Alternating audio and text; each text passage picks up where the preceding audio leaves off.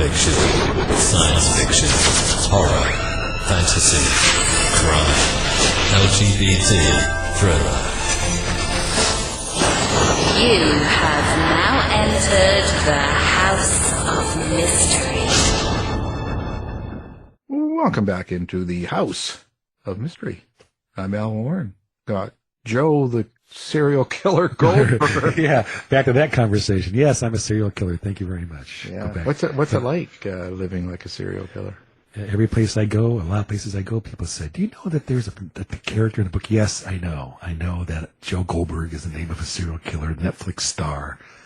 He's a little bit more handsome, but yes, it's. I said a note to Caroline, the author, and the very first time I said, Joe Goldberg, writer, thanks a lot. She said she's put out on Instagram, "I'm being stalked by Joe Goldberg," and that got thousands and thousands and thousands. She's really nice. She's nice, but every time she puts a book out, I go into here we go again mode.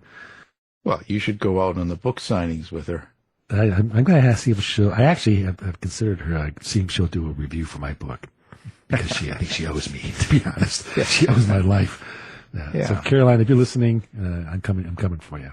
Why don't you put a character in named after her? I think, did I do that? But I can't think about if I put that in my last book. But the next book, that's a good idea. Caroline, go another book. I the Whackers.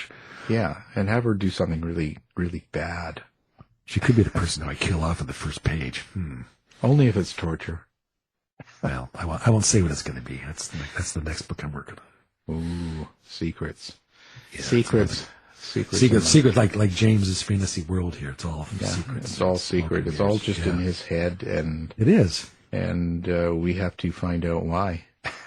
Yeah, why did you do it, James? Why? So listen, we have an author joining us, and as opposed to us. You see, we're not. Yeah, we want someone. So anyway, the Dragon Constellation is the new book, and it's part of the Ambassador Chronicles, and it's James, otherwise known as Jason Voorhees. So thank you for being here. Cha-cha-cha. Thank you. Yeah. Thank you. Which other theme music I could push up here? Yeah. Right? That would be great. Or I can add that. I can do that later after edit. So listen, James. Yes. Who hurt you? Like, why are you writing these action fantasies, kind of more in the darker side of the world? Like, what's going on? What happened? Between the dark and the light, and I guess that's where the story begins. For me, I started writing this story. I was working on the front line during COVID, and it was pretty apparent that teamwork was necessary. And to battle that darkness that was pending doom around us, it was actually really quite brutal, but I did not stop to think that I had any kind of stress from it. I just figured, my dad's a fireman, so I just get up and do this job, right? I was awake 3:00 every morning and needed something quiet to do and not wake up everyone else because, what else are you going to do? So I just let all of those images that came into my head that have kind of been fostering themselves over years, I just started writing them down, and they started to make sense as a story. And then I just took it to give myself a nice escape from what I was dealing with throughout the day. And it just became that for me, the escape that then I was able to put out there and give an escape to anyone else, because it's a fun, action-filled world full of magic and dragons. So, yeah. Just like Earth. Yeah, pretty much. Well, COVID, I heard that was fake. Oh, I heard that too. Only in the U.S. Yeah. I heard it a lot, but I was like, okay, then let's trade places for it. They were all actors, weren't they, coming to the hospital? I think maybe 2. But as for the rest of them, no, not at all. No, they were not actors. Not actors. It was rough. But I like I said, I kind of really discovered the strength in teamwork, and it was something that I was able to incorporate thematically into this whole plot that expands over a trilogy, plus the short story prequels that precede it. Well, let me ask the question then, James. How did you go from the the thoughts, the stress of the real world, and actually create. I know that you can say I wrote these down, but how did you create a cohesive fantasy world? What was the pieces, and what was your limits, and how far were you willing to go? Well, here's the best part about that is I didn't know that I should even probably have some limits. So I just went with whatever came into my head. And I wasn't initially writing a story. I was just giving myself an escape. Fun part that developed over a period of time was that these images, as I moved them around, sort of like on a timeline, I created the story from the single images. And a lot of them were inspired. I love to travel, and just every piece of that, from beaches to buildings to cities, and especially the people you meet, that all threw itself right into the story. And it's very easy to create a world of make-believe when you are constantly in a world that's not your own. And in doing that, and then adding in aspects that you have no idea about. Like, I don't believe that I've ever cast a spell, but there's a lot of magic in this book, in this whole series. And it allowed me to just go. And as I said, just escape into whatever could be happening to make the world a better place. Well, how did you, this is fascinating for me because just how people are able to keep the characteristics of a fantasy world in their mind, because you say it has no limits. So how did you keep track of the various places that you wanted to go? Because it's a constellation, right? It's huge. So, well, the Dragon Constellation is, as the title, has a play in the book. The book takes place 2,000 years in the future, and the world is now open to magic, even though it's policed, and mythical creatures live among humans. And one of the main characters, an immortal vampire named Thaddeus, had been sent to our dimension to basically destroy humanity. But he found something within humankind that he could not exist without. So he chose not to do that. And now this was 9 lifetimes ago, at least 9 human lifetimes ago. Because of that, and punishment to him, the new immortal is coming to do exactly that and wipe out humankind, wipe out all of time and space, and leave him saying, sorry, this was your job. There are, to answer your question, I guess directly, a lot of elements in world building and in creating a limitless universe. So I have a very active color-coded Excel spreadsheet that helps me to organize which characters where and where they came from and what weapons are with whom. And it definitely helps me to keep the organization piece to it. And I refer to it quite a bit. Cheater. Yeah. You gotta do what you gotta do. That's exactly. So, but with this, the rules, like you've got the vampire, like Thaddeus, and when you have these characters and they're assigned what they are, like vampire, is it the same style as what's in other books, or do you have your own rule of what vampires can and can't do and what they fear and what they don't? Like, do you follow the standard with your characters, or do you kind of make different? So definitely with Thaddeus the vampire, he is different.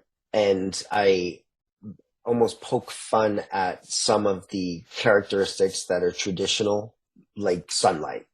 And one of the characters is like, oh, he can't be in the daylight, so we can do what we need to do then. And then he shows up and the kid's like, oh shit. And he's like, yeah, that one's not true. And there are some things that I kept that are, because it worked for his character development and it worked for the overall storytelling. But I don't feel as though we always have to hold to the rules of how things have been told to us before when we throw in mythical creatures like vampires and dragons, even witchcraft, good versus evil, more light versus dark in this sense. But it's about organizing and finding and figuring out how things got to that point. And that was something that was what was super helpful for me was prior to the Dragon Constellation coming out, I was encouraged to write a prequel story for each of the characters. And it really gave me a lot of very good insight into who they were, just because now they had a journey forward that got them on the path to be one of these ambassadors. And then that helped to develop each of their character arcs. So I do like the idea that you don't have to live in the limits of how the story's been told before, like these characters, how they've been presented before. But if you're doing that, you do owe the reader the respect to say, I know that you think this is what's going to happen, but it's not. With these characters, whose point of view are you telling it by, or is there several, or is it from outside looking in? Like how does someone read the book? What side are they getting? Well, there are 10 main characters, so I kind of had to take a voice that allowed for all of it, because each of them, and this is one of the hardest parts, giving that many characters their own arc in the story to make them relevant and necessary for the story, for me, required it to be an outside point of view. So the reader is watching everything unfold, but if I took it from a particular character's point of view, I just didn't feel as though I was giving each of them the respect that they needed. Well, that leads me to the question I was going to ask anyway, which is, in construction of those characters, did you make them to have a certain role to tell the story, and how did those roles as 10 characters sort of puzzle together to work inside your universe? So yes, they all have a role.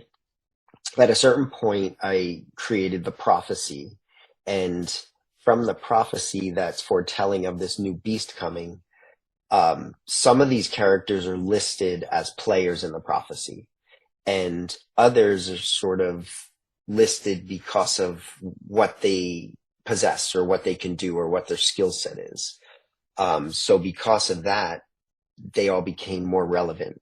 There were a few other characters who were in the story who I couldn't develop any more growth for. And I was either going to just write them out or kill them off. So I just decided to write them out. And then in doing that, you find some other characters that show up that you're like, okay, we can keep this journey going too, as long as you have another purpose. And it's really funny how when you are writing this big world building fantasy epic story, not everything happens so quickly. So some of these characters, their arcs are kind of slow in the beginning, and they show up in the second or third book as like the bigger player or their purpose. But they definitely had a motion that they needed to get started in with this group. And the original title was called The Seven Deadly Sins, and 7 of the characters each had a sin associated with them, which was what brought them in. But then as the story evolved and the rewrites happened and some of those characters were and weren't right, everything progressed into where it is now. Well, so now the series is called The Ambassador Chronicles. So what's the name about? Like, why the change, and what does it refer to? So each of these characters goes forth to represent a particular city-state called Mortua as their ambassadors. Among them is the Princess of Mortua. And the goal is that as they're searching for these magical weapons, they know that some of them are held in unfriendly kingdoms. So it's a way for them to be able to enter in under this guise to get these weapons that the owners are not really looking to hand over, because they're also very valuable aside from their need to destroy the jeweled dragon. With all of this complexity and all the different main characters, like you said, 10 main characters and stuff, with all that going on, is there some sort of a trick to, or a way of keeping the reader into the story, like not getting lost with all of these people? Like, you know what I'm saying? Because Joe and I usually write things that are, simple. Maybe 1 or 2 characters, and and it has a main thing that this is a whole world you're writing. So is there some sort of way of doing that, displaying it, or writing it that someone just reading can kind of go, okay, and they sort of absorb it? Is there a trick? Yeah, for me, some of the positive feedback I've gotten is that the wit of the characters, like their banter, people start to identify them as people in their own lives. I mean, we all know, or at least hopefully know, some really fun and funny people. People start to envision who they know as these characters. That's some feedback I've gotten that I really enjoyed, because I purposely wrote the characters without a lot of physical description. One of my main goals, aside from an escape, was that anybody can read a story like this and hopefully see themselves as a hero, as one of the characters, and not be knocked out of the role they've chosen for themselves because now the physical description doesn't meet theirs.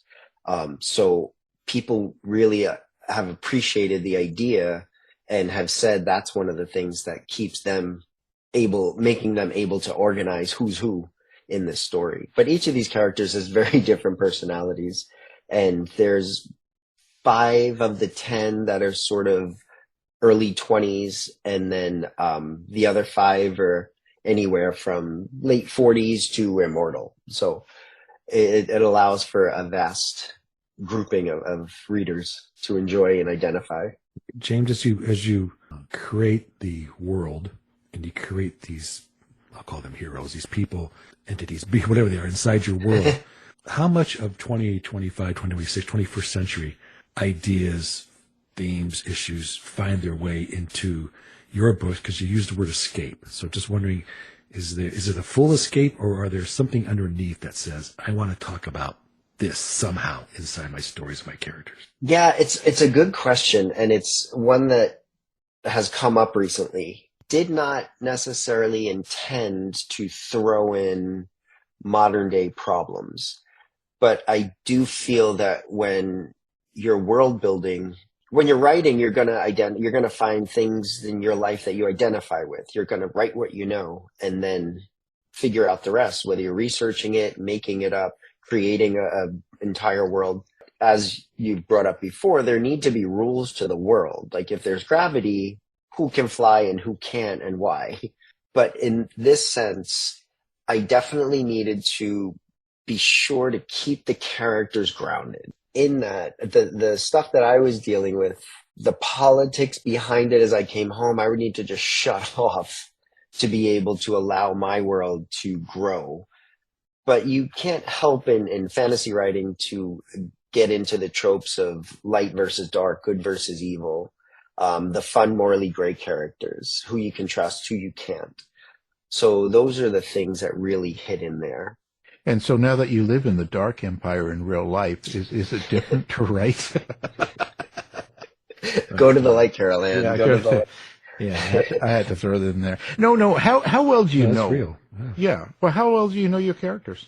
Like, are you the type of writer that you kind of, you're friends with them, like you know them, see them, you talk with them, you hear their voice, you kind of can picture them in a sense. Is it like that, or do you have a different way about writing characters? So the first things that I wrote was a sort of tender conversation between vampire Thaddeus and Monk, his 9 lifetime love. It wasn't meant to turn into anything else aside from me just writing out this like sweet conversation. And then the second thing I wrote was the last battle scene. And it all happened to the same song that I was listening to on repeat. But then I got to the point as I was expanding all the characters, there were a few that I just didn't like. So I had a hard time writing them. So when it was suggested to me to go back and write the prequel stories, it gave me a much better understanding of each of the characters, gave me a moment in their life that brought them onto this path and find something that I could identify within them, that I would invite them to the party. There's one character, Seer, that when I wrote the Ambassador Chronicles prior to writing the prequel stories, I just didn't like him. So I had to purposely make him so physically attractive just to want him in the story. But then when I wrote his prequel story, I really got to understand why he was this person I didn't care for and saw him differently. And it also helped me to then grow his character arc in his morally gray way through the rest of the story. So yeah, I definitely hear them. And sometimes in the early morning, I do have verbal conversations with them when I'm alone. But my best way to hear them is when I'm running. I enjoy running and just put the music on. And that's usually when the conversations happen, because that's the part that starts for me. The conversation that's happening is telling me the action that's happening, and therefore I get to build around that. And that's how I go through my process.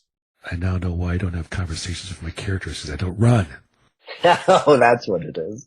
My doctor said don't run, so that's my excuse. But let me ask the question on stylistics. I read the Six of Crows series, and it was readable. It was understandable. When you're writing your fantasy world, is there a jargon or a language that they use that balances between the fantasy world and the easier, understandable reading for a reader who may not know that world or that language? No. I have a hard time when fantasy writers, no offense to all of you who do it, but take it for what it's worth, when there's a glossary at the back. And I'm like, if I'm going back and forth, I'm losing my sight in the story, in the action. I do initially make a mistake of getting right into the action without setting a scene. So my editor if I had a head of hair, she would be ripping it out because it drives her crazy. But then I always need to remember to set the scene. But the world building happens throughout the story. I don't care for 4 chapters of how this mountain was created before I get to the first piece of dialogue that happens 2,000 years later. It really just needs the story to keep flowing, and the wit and the action need to balance each other so that you feel like you're on this fun wheel that just keeps spinning. And I think that's the best way for me to keep the reader interested and active. Sounds like you're pretty involved with your characters and the whole story. Like it's a very big part of your life. Like you spent a lot of time on it. With something like that, how does it change you as you get through each book or as you go through each scenario? Do you find that it makes a change in how you just are? The biggest thing that it taught me, this whole process, is that I really love writing and the art of storytelling. I've written things in the past that I truly never had the courage to put out there, and I didn't think they were worth putting out there.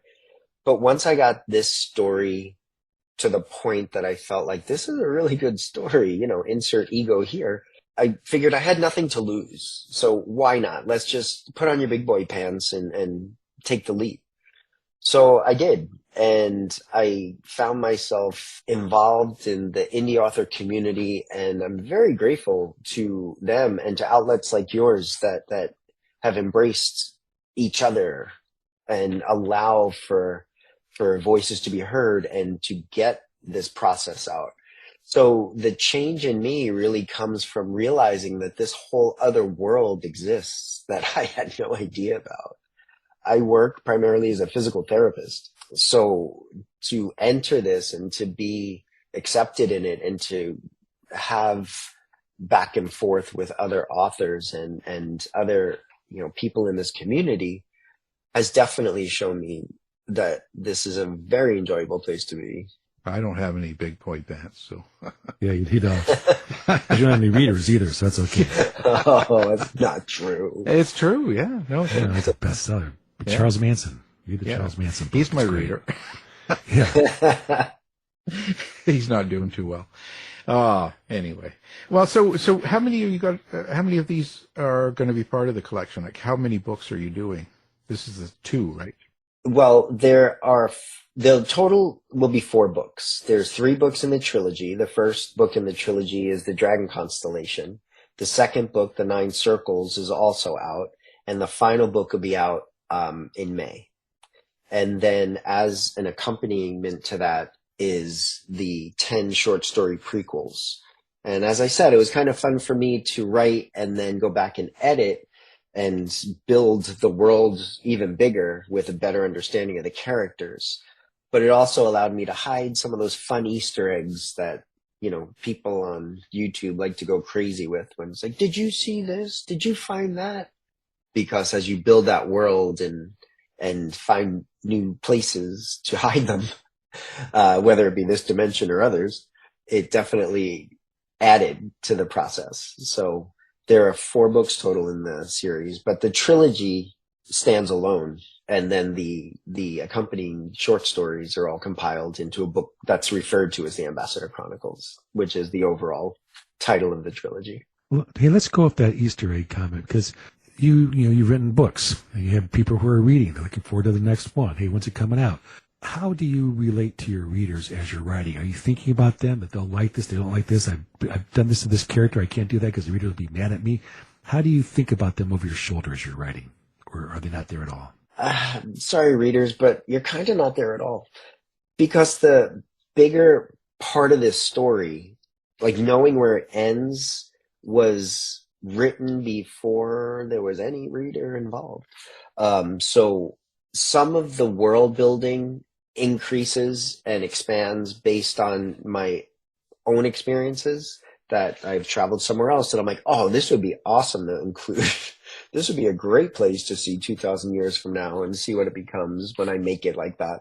But I don't, with this series, I haven't really gone back to reader comments saying that they want to see more from this character or that character.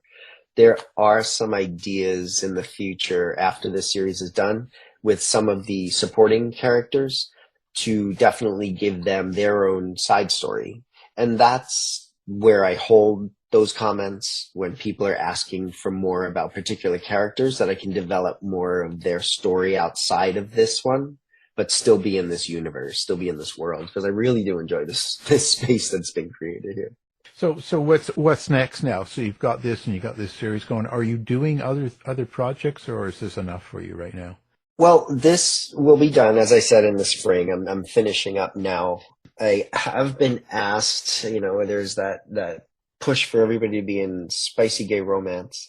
And some friends have said, you need to do this. And I'm working on it. I'll see what happens. But I definitely do want to continue with stuff in this world, as I've said, because it is very fun. And it allows me so much more. And then I want to see what I can do beyond just the books themselves. I've spoken to some people about starting a video game with it, and then, maybe even getting it into a visual format, like TV or movies would be fantastic. As I said before, the idea that now, as other comments out, or some sub pieces of this world have been mentioned through social media, through just conversations with fans that I meet and readers, I do enjoy hearing it. And that's when I do think, okay, well, here's a character that I can build on. So that might be my next step. But either way, I'll definitely be writing, because I really, like I said before, learned to really love this process, and the community is so supportive. So it's a lot of fun. Is there a lot of violence and sex and all that in your books, or do you kind of cater it to sensitivity, or kind of where do you draw the line? Like how do you write these in that way? I let the story tell itself, if that's fair to say. The sex part, there's not a lot. The idea that there's a love that's gone on, yes, that's apparent throughout the book, between vampire and monk. And there are some other romances that are and aren't happening, but that is the primary mover of one of the subplots, and actually the cause of all the chaos, if you want to tell everybody. The idea is that the story appears, and I hear other people say it, and I get so excited because it makes me feel like, oof, I'm not as crazy as I thought when I started writing this. You start to hear the conversation, and you start to allow the conversation, and then you write the conversation. And then at that point, if it's going in that direction, then it is going in that direction. But if you're looking to write something particular, like for me to do that, I would need to be specific to say, okay, I'm writing something that has a lot of sex involved in it. but to me, this is an action fantasy adventure story. And that's where it goes. And as parents come and ask me, it's like, oh, is this good for my kid? I'm like, well, your teenage kids, it would be fine for. It's a lot of F-bombs, and they all just shake their heads like, oh, don't worry about that. I was like, but you don't have the spicy sex. So if you're concerned about that, then this is a good read for them to get started into a new action-filled world. Story of my life. Well, so let's talk about social media. Let's talk about where you hang out. Where can people come find James? Well, I have a website, jamesvoorhees.com. And then on Instagram and TikTok, I'm at James Voorhees. And on Facebook, it's James Voorhees. It sounds like such an ego, right? He's just everywhere. Yeah, right. It's all about you, Yeah, I'll take it. On TikTok. So you're doing kind of like, what are you doing on there? Are you doing dancing and all that, or what? You know what? I should, but no. So for the longest time, I was so, I don't want to say intimidated, but I just had no desire to be part of social media. I hit a point where I gave myself a challenge, and I talked to my partner, and I was like, listen, I'm giving myself a 60-day challenge, and I'm just going to post something. I don't care what it is, just something every day. And that's what I do. And sometimes it's about the story, and sometimes it's about selling the book, and sometimes it's about writing ideas and asking authors how they go through things and what their process is. And it's actually gotten to a point that I really enjoy it. Oh, yeah. It's just a quick moment in the day. I'm not going to sit there and edit a video for an hour and a half to make it 30 seconds long. It's like, I'm walking down the street. Here's what I have to say. What do you think? And get back to me. And that's kind of how it goes. Yeah. So, Well, hey, what else is there, right? yeah. Unless you're Joe, he gets on there and he does Well, stuff. Yeah, talk about cheers, Joe. Yes, thanks. That serial killer thing. You got it. Everywhere. Wherever. If I were serial killers, we're everywhere. Ghosts. Yeah. You just never know. Don't turn your back. That's all. Yeah, don't go in the basement. Yeah. You'll never come back. Well, it's been good. We've been talking about the Dragon Constellation, and it's part of the Ambassador Chronicles, which is out now. The author has been with us, James Voorhees. So thanks for being here. Thank you so much. You guys are awesome. This has been a production of the House of Mystery Radio Show. To find out more about our show, guests, or hosts, go to our website at houseofmysteryradio.com.